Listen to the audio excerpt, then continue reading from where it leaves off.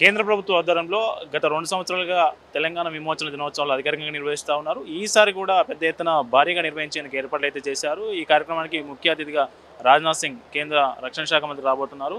ఈ విమోచన దినోత్సవం సంబంధించి ఈరోజు ఫోటో ఎగ్జిబిషన్ కూడా తెలంగాణ గవర్నర్ ప్రారంభించడం జరిగింది. ఈ అంశాలపై మనతో పాటు మాట్లాడడానికి బీజేపీ నాయకులు ఉన్నారు మనతో పాటు. నమస్తే. నమస్తే. ఏంటన్నా వీళ్ళు ఇంకా విద్రోహం అని చెప్తా ఉన్నారు. తెలంగాణ విలీనం విమోచనం కాదు, విలీనం అని కొంతమంది, విద్రోహం అని ఇంకా కొంతమంది. ఏం చెప్తారు వాళ్ళు?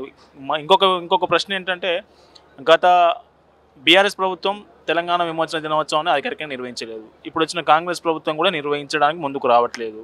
ఏంటి అసలు ఇక్కడ వాళ్ళకి సమస్య? ఎందుకు నిర్వహించట్లేదు? 7 దశాబ్దాల నుంచి తెలంగాణ ప్రజల్ని ఇంకా బానిసలుగానే గతంలో అత్యధిక కాలం పాలించినటువంటి కాంగ్రెస్, తర్వాత మొన్నటిదాకా 10 సంవత్సరాలు పాలించినటువంటి టీఆర్ఎస్, తర్వాత ఇప్పుడున్నటువంటి కాంగ్రెస్ మళ్ళీ అదే ప్రయత్నం చేస్తున్నాయి.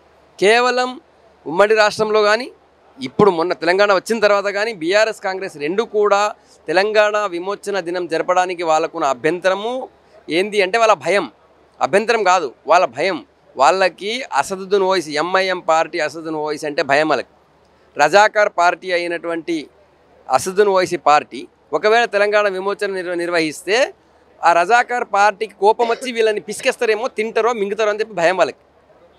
తెలంగాణ ప్రాంతాన్ని, అప్పుడు ఉన్నటువంటి హైదరాబాద్ రాష్ట్రాన్ని, తెలంగాణ ప్రాంతం అంటే హైదరాబాద్ రాష్ట్రాన్ని, అప్పుడు కర్ణాటక తర్వాత మహారాష్ట్రకు సంబంధించిన కొన్ని జిల్లాలు ఉండే ఈ హైదరాబాద్ రాష్ట్రాన్ని, హైదరాబాద్ స్టేట్ని, నిజాం రాజ్యాన్ని భారత్లో కలపడానికి అప్పుడున్నటువంటి ఐరన్ మ్యాన్ సర్దార్ వల్లభాయ్ పటేల్ గారు ఇక్కడికి ఆపరేషన్ పోలో ప్రకటించి వాయు మార్గాన, రోడ్డు మార్గాన, వివిధ మార్గాల్లో అటు నాగ్పూర్ నుంచి ఇటు ఇంకో వైపు నుంచి మొత్తం వచ్చి హైదరాబాద్పై దాడి చేస్తే అప్పుడు నిజాం మెడలు వంచి, ఆయన్ని భయపెట్టి మెడలు వంచి ఈ హైదరాబాద్ సంస్థానాన్ని భారత్ యూనియన్లో విలీనం చేశారు.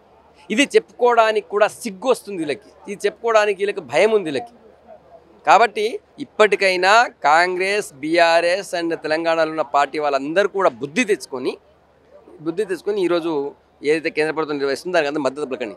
ఇప్పటి కూడా విద్రోహం అనడానికి, విలీనం అనడానికి సిగ్గు లేదా అని చెప్పి ప్రశ్నిస్తున్నాను. విద్రోహం అంటే మీరు పోయి పాకిస్తాన్లో కలవాలని కోరుకున్నారు? ఈ కమ్యూనిస్ట్ వాళ్ళని అడుగుతున్నాను నేను. మీరు పాకిస్తాన్లో పోయి ఉండాలని కోరుకున్నారా? పాకిస్తాన్ ఏమైంది ఈరోజు పాకిస్తాన్లో హిందువుల జనాభా ఏ స్థాయికి పడిపోయింది?